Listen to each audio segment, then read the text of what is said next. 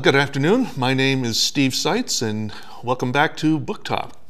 Today we're keeping it in Springfield with my fellow author Lisa Comstock, who is the author of the very successful Brimtier Chronicles, Space Pirate series. And Lisa's also branched into some other stuff that I didn't know about. So everyone, Lisa J. Comstock, and why don't you tell us a little bit about yourself and your writing? Hello, Steve. I am originally primarily a fantasy writer, but I kind of branched off into science fiction about 8 years ago and started the Brimtier Chronicles. And they were so different and unique to anything else that was on the market at the time that rather than stick with my core genre, I decided to go with them. And I haven't been sorry. They've kept me going through 8 books now and working on the 9th.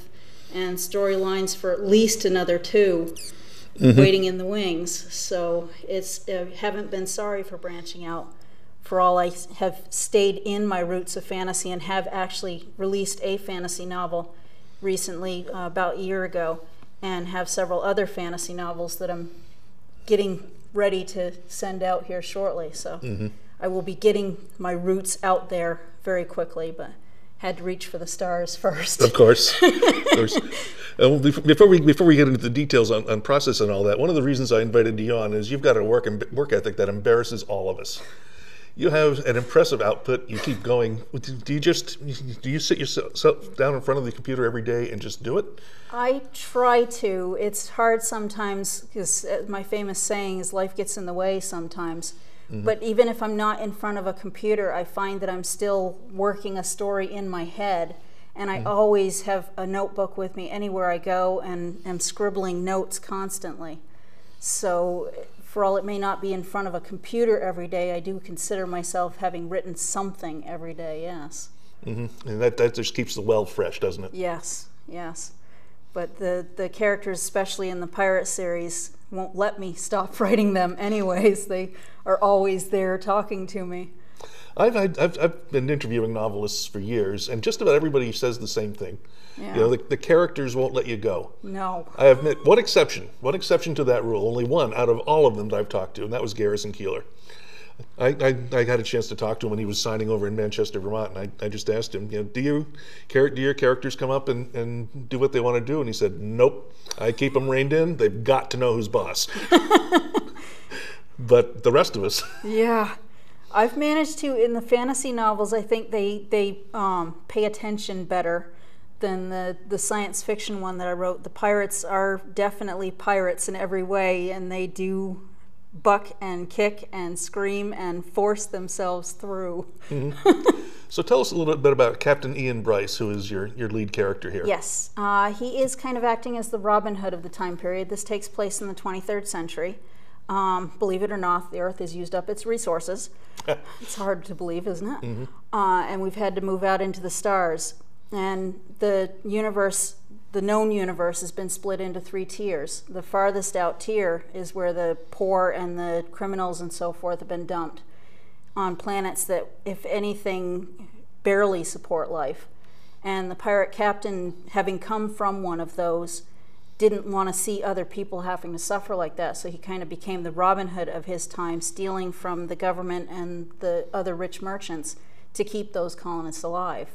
So he's a hero and a criminal at the same time, and the main kind of plot line, I guess, to the story, or backbone to the story, I guess, would be the fact that he doesn't want to be a criminal or a hero.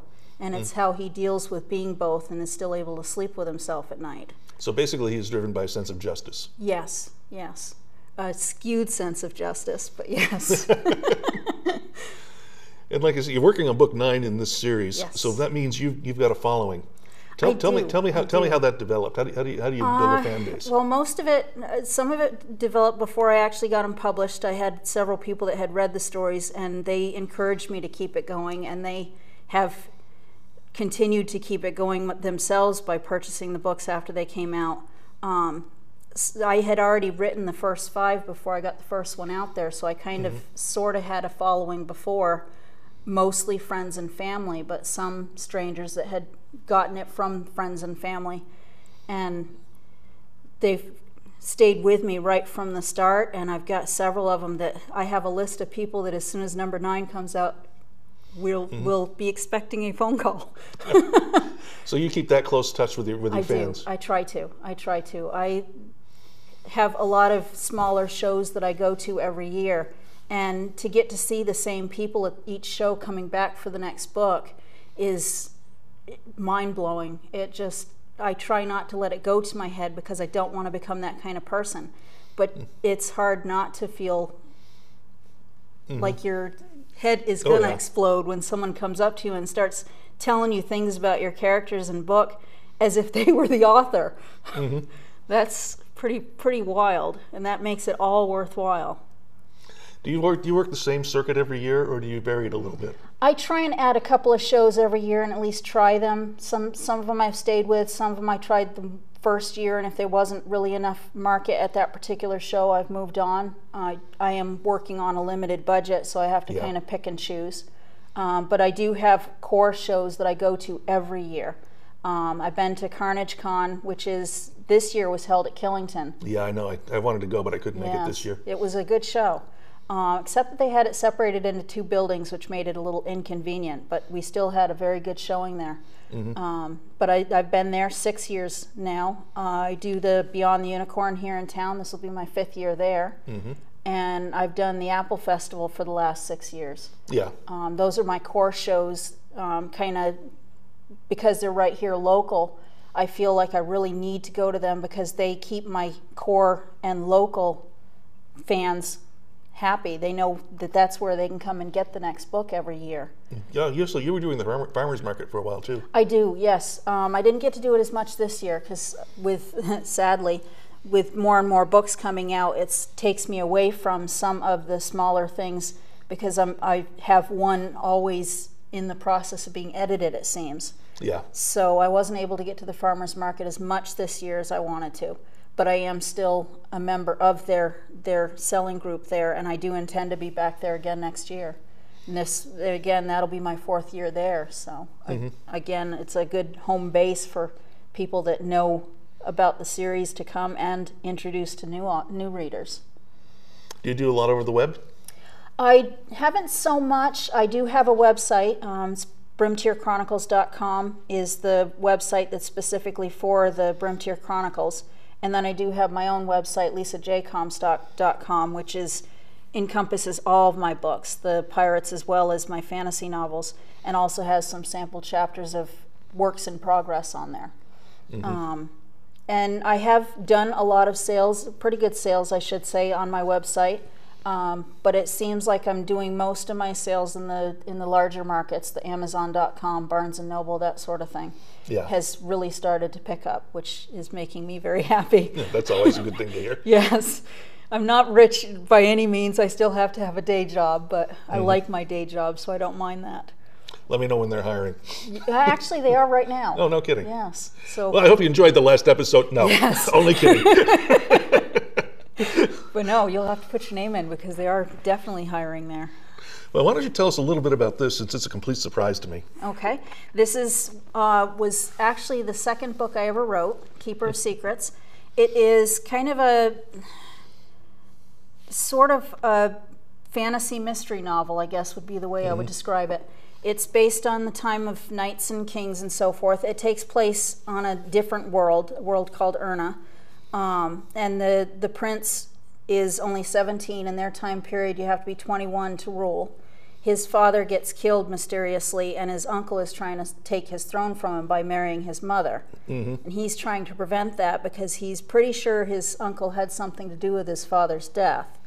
So the story kind of takes place in and around the prince trying to learn the details of his father's death. And there's a nice little twist in the middle that a lot of people don't expect, but I've been told is a very pleasant twist. So I take it he's a little more decisive than Hamlet. A little bit, yes. Yeah, he's kind of lost in a way because of losing his father at such a important age, and he meets up with another friend who is also lost, who had always wanted to be a knight and was told by the prince's uncle that he wasn't knight material.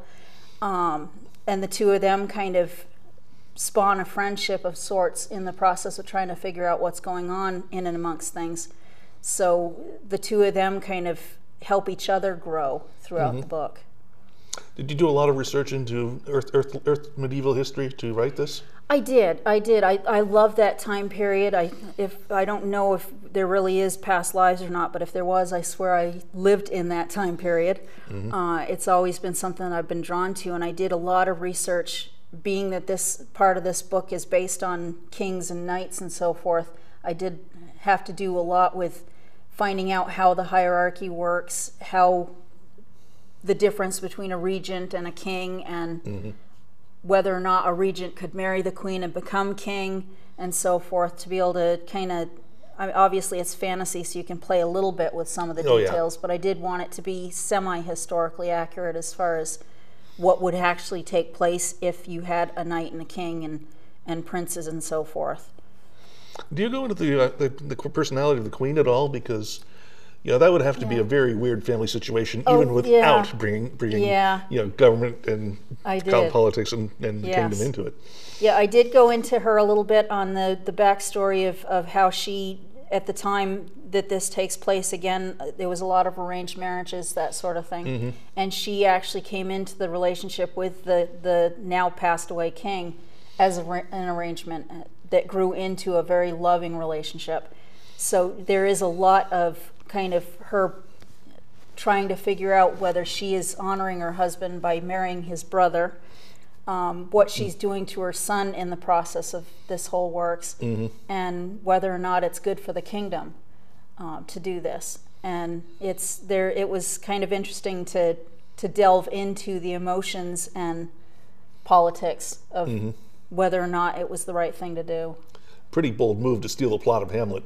I kind of did you consciously do that, or did you find out later? It was mostly later. I realized that there was an awful lot of similarities, but I think a lot of the times, a lot of books, kind of like with my pirate series, it's Robin Hood-esque. I think a lot of stories kind of take an original and run with it.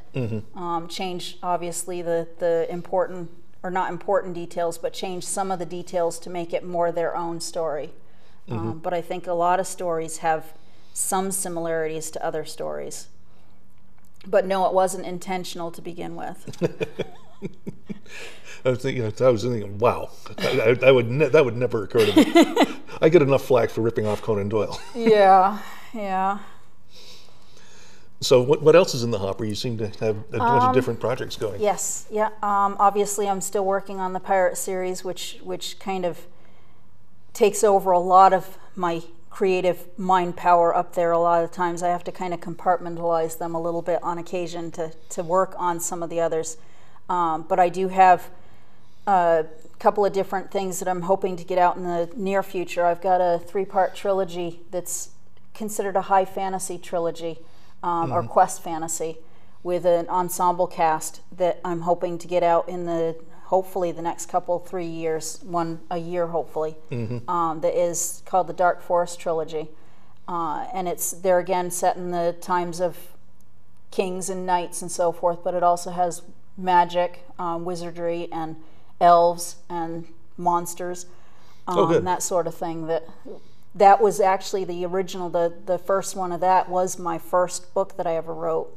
And I think for all I love all my books, it still is my favorite. So I very much want to see it out there in print. Okay, so this is where you and I diverge quite a bit.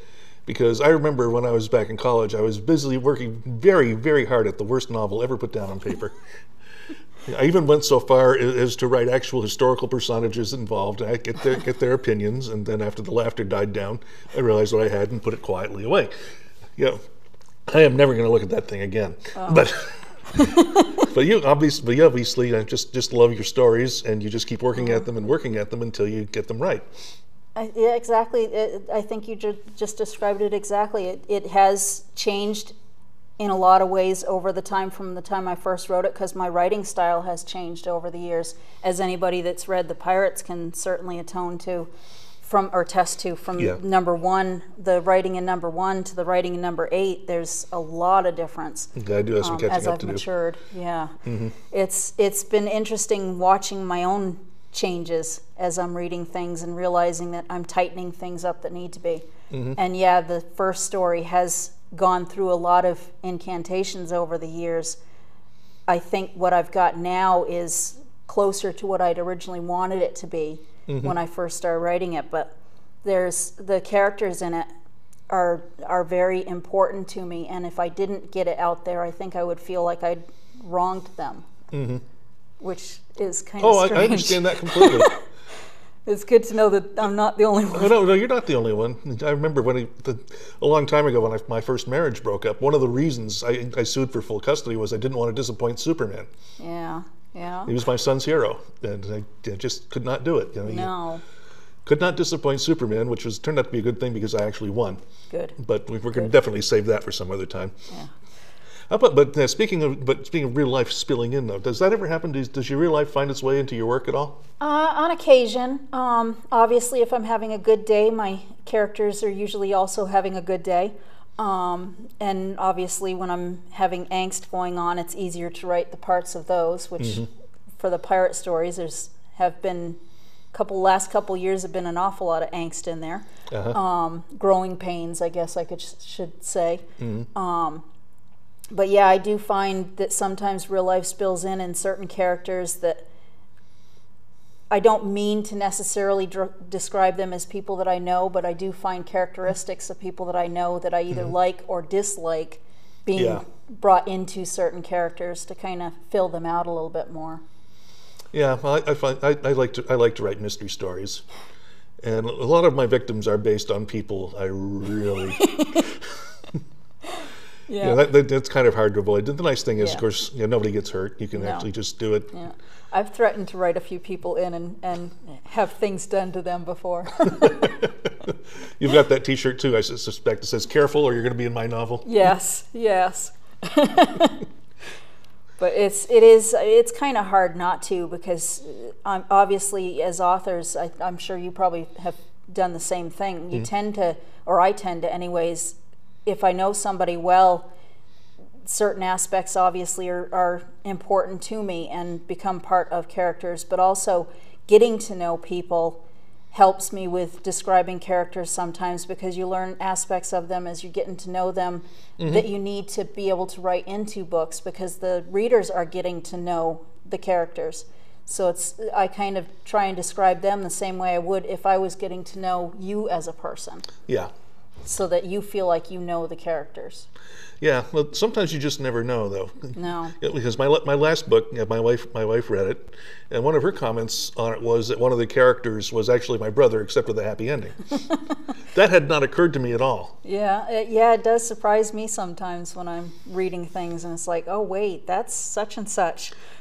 Yeah, Uncle Harry's going to kill you for this. What?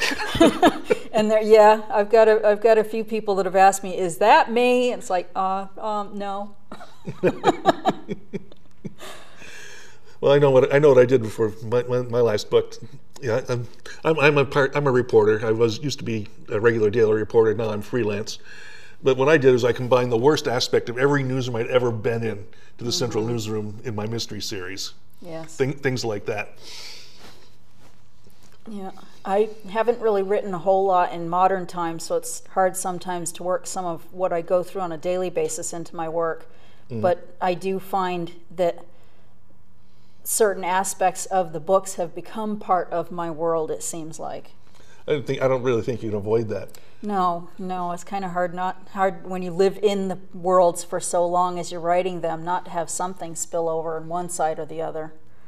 And what about your readership? Have they ever surprised you or given you ideas for a story? Or actually, yes. Yeah, I have.